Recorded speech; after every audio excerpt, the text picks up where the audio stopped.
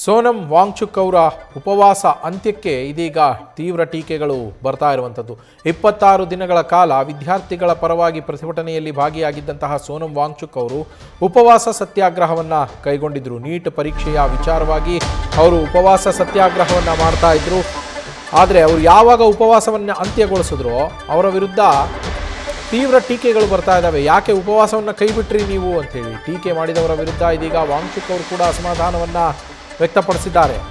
ನಾನು ಉಪವಾಸದ ಸಂದರ್ಭದಲ್ಲಿ 11 kg ತೂಕವನ್ನು ಕಳೆದುಕೊಂಡಿದ್ದೇನೆ. ಏನನ್ನು ಯೋಚಿಸದೆ ನೀವು ಬಾಯಿಗೆ ಬಂದಂತೆ ಮಾತನಾಡಬೇಡಿ. ಕೇಂದ್ರ ಸಚಿವರ ಕೈಯಿಂದ ಉಪವಾಸ ಯಾಕೆ ಕೊನೆಗೊಳಿಸಿದ್ರಿ ಅಂತೇಳಿ ಕೇಳ್ತಾ ಇದ್ದೀರಾ. ಯಾವ ಡೀಲ್ ಮಾಡ್ಕೊಂಡ್ರಿ ಅಂತೇಳೆಲ್ಲ ಪ್ರಶ್ನೆ ಕೇಳ್ತಾ ಇದ್ದೀರಿ ನೀವು. 26 ದಿನದ ನಂತರ ನಾನು ಪ್ರಾಮಾಣಿಕತೆಯನ್ನು ಸಾಬೀತುಪಡಿಸಬೇಕಾ? ಡೀಲಿಂಗ್ ಎಲ್ಲ ಮಾಡ್ಕೋಬೇಕಾಗಿದ್ದಿದ್ರೆ 26 ದಿನ ಉಪವಾಸ ಕೂರಬೇಕಿತ್ತ ನಾನು? ತಮ್ಮನ್ನು ಟೀಕೆ ಮಾಡಿದವರಿಗೆ ಸೋನಂ ವಾಂಗ್ಚುಕ್ ಮರುಪ್ರಶ್ನೆಯನ್ನ ಮಾಡಿದ್ದಾರೆ. देना होगा। दोस्तों, ये वीडियो मैं थोड़ा दुख और थोड़ा हैरानी, थोड़ा गम और गुस्से के साथ बना रहा हूँ।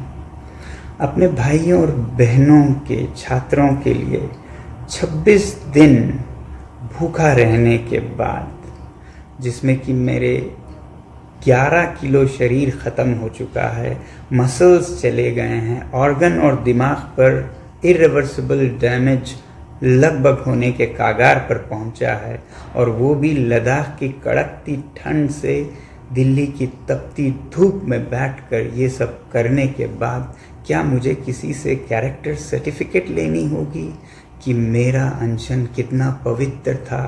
मैंने तोड़ा तो किसके हाथों तोड़ा, उसके हाथों क्यों तोड़ा, इसके हाथों क्यों नहीं तोड़ा, क्या डील हुआ, क्या सौदा हुआ, ये सब मुझे जवाब देना होगा। मैं कल से अब तरल लिक्विड फूड ले रहा हूँ, पी रहा हूँ, तो थोड़ी सी शरीर में जान आई है। बदकिस्मती से वो जान मुझे इसमें देनी पड़ रही है, दुख के साथ कह रहा हूँ। मगर सुबह से मुझे बहुत से लोग फ़ोन करके या पोस्ट दिखाकर कह रहे हैं कि आप पर बहुत सवाल उठाए जा रहे हैं, आपने इनसे क्यों अनशन तोड़वाया, केंद्रीय मंत्रियों से क्यों नहीं तोड़वाया, किसी और से क्यों नहीं तोड़वाया, क्या डील हुआ है, सौदा हुआ है? ये सब मुझे जवाब देना होगा। अगर सौदा करना होता, डील करना होता, तो क्या 26 दिन भूखे रहना पड़ता है? कितनों ने डील किए हैं, आपने देखा होगा। क्या वो इस तरह से डील करते हैं? क्या मैं आलीशान एयर कंडीशन कमरे में बैठ के डील सौदा नहीं कर सकता था? मुझे यहाँ दिल्ली की गर्मी में बाहर रोड साइड पर बैठकर डील करना पड़ता।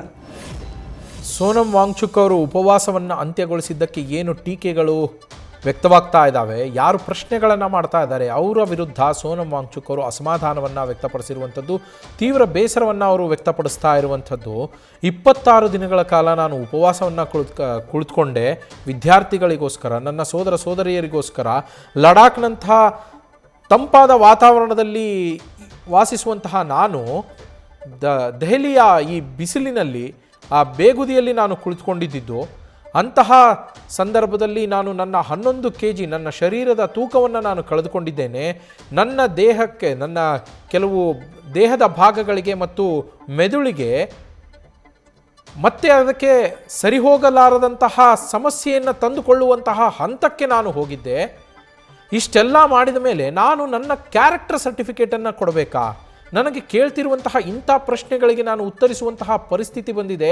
ಇದು ನಿಜಕ್ಕೂ ನನ್ನ ದುರಾದೃಷ್ಟ. 26 ದಿನಗಳ ಕಾಲ ನಾನು ಮಾಡಿದಂತಹ ಹೋರಾಟ ಏನಿದೆ ಅದು ನಿಜಕ್ಕೂ ಈಗ ಇಂತಹ ಪ್ರಶ್ನೆಗಳು ಕೇಳಿ ಬರ್ತಾ ಇದೆ. ಇದಕ್ಕೆ ನಾನು ಉತ್ತರ ಕೊಡಬೇಕು ಅನ್ನೋದು ನಿಜಕ್ಕೂ ನನ್ನ ದುರಾದೃಷ್ಟ ಅನ್ನೋದನ್ನು ಸೋನಂ ವಾಂಗ್ಚುಕ್ ಅವರು ಹೇಳ್ತಾರೆ. ನಿಜಕ್ಕೂ ವಿದ್ಯಾರ್ಥಿಗಳ ಪರ ಏನು ಪ್ರತಿಭಟನೆಯ ಮಾಡ್ತಾ ಇದ್ರು, ಅವರ ಮನಸ್ಸಿನಲ್ಲಿ ಬಹುಶಃ ಆ ಭಾವನೆ ಬಂದಿರಬಹುದು ಅನ್ಸತ್ತೆ. ನಾನು ಇವರಿಗೋಸ್ಕರ ಇಷ್ಟೆಲ್ಲ ಮಾಡಿದ್ರೆ ಈಗ ನನ್ನ ಕ್ಯಾರೆಕ್ಟರ್ ಬಗ್ಗೆ, ನನ್ನ ವ್ಯಕ್ತಿತ್ವದ ಬಗ್ಗೆನೇ ಪ್ರಶ್ನೆಯನ್ನು ಮಾಡ್ತಾ ಇದ್ದಾರೆ, ಕೃತಜ್ಞತಾ ಭಾವವೇ ಇಲ್ಲ ಇವರಿಗೆ ಅನ್ನುವ ಒಂದು ಭಾವನೆ ಬಹುಶಃ ಸೋನಂ ವಾಂಗ್ಚುಕ್ ಅವರಿಗೆ ಬಂದಿರಬಹುದು. ಏನು ಡೀಲ್ ಮಾಡ್ಕೊಂಡ್ರಿ, ಏನು ಸೌದಾ ಮಾಡ್ಕೊಂಡ್ರಿ ನೀವು ಕೇಂದ್ರ ಸರ್ಕಾರದ ಜೊತೆ ಅಂತೇಳಿ ಪ್ರಶ್ನೆಗಳನ್ನು ಮಾಡ್ತಾ ಇದ್ದಾರೆ ನನಗೀಗ. ನಾನು ಡೀಲಿಂಗೇ ಮಾಡ್ಕೋಬೇಕು ಅನ್ನೋದಾಗಿದ್ದರೆ 26 ದಿನ ಯಾಕೆ ಕುತ್ಕೋಬೇಕಿತ್ತು? ಮೊದಲನೇ ಬಾರಿ ಹೇಳಿದಾಗಲೇ ನಾನು ಉಪವಾಸವನ್ನು ಕೈ ಬಿಡ್ಬೋದಿತ್ತಲ್ಲ ಅನ್ನೋದು ಅವರ ಪ್ರಶ್ನೆ. ಅಷ್ಟೇ ಅಲ್ಲ, ನೀನು ಅವ್ರ ಹತ್ರ ಯಾಕೆ ಉಪವಾಸ ಸತ್ಯಾಗ್ರಹವನ್ನು ಮುರಿದೆ, ಅವರಿಂದ ಯಾಕೆ ಆಹಾರವನ್ನು ಸ್ವೀಕರಿಸಿದೆ, ಇವರಿಂದ ಯಾಕೆ ಆಹಾರವನ್ನು ಸ್ವೀಕರಿಸಿದೆ ಅಂತೇಳಿ ಪ್ರಶ್ನೆ ಮಾಡ್ತಾರೆ. ಯಾರಿಂದ ಸ್ವೀಕರಿಸಿದೆ ಅನ್ನೋದು ಮುಖ್ಯ ಅಲ್ಲ ಇಲ್ಲಿ. ನಮ್ಮ ಬೇಡಿಕೆಗಳು ಈಡೇರಿದ್ವಾ, ನ್ಯಾಯ ಸಿಗತ್ತಾ ಅನ್ನೋದು ಇಂಪಾರ್ಟೆಂಟು. ಅದಕ್ಕೋಸ್ಕರ ಪ್ರತಿಭಟನೆ ಮಾಡಿದ್ದು. ಈಗ ನನ್ನ ಕ್ಯಾರೆಕ್ಟರ್ನ ಸಾಬೀತುಪಡಿಸುವಂತಹ ಪರಿಸ್ಥಿತಿ ಬಂದಿರೋದು ದುಃಖಕರ ಅಂತೇಳಿ ಸೋನಂ ವಾಂಗ್ಚುಕ್ ಬೇಸರವನ್ನು ವ್ಯಕ್ತಪಡಿಸಿರೋದು. ನ್ಯೂಸ್ ಫಸ್ಟ್ ನಿರ್ಭೀತಿಯಿಂದ ನಿಮ್ಮ ಪರವಾಗಿ.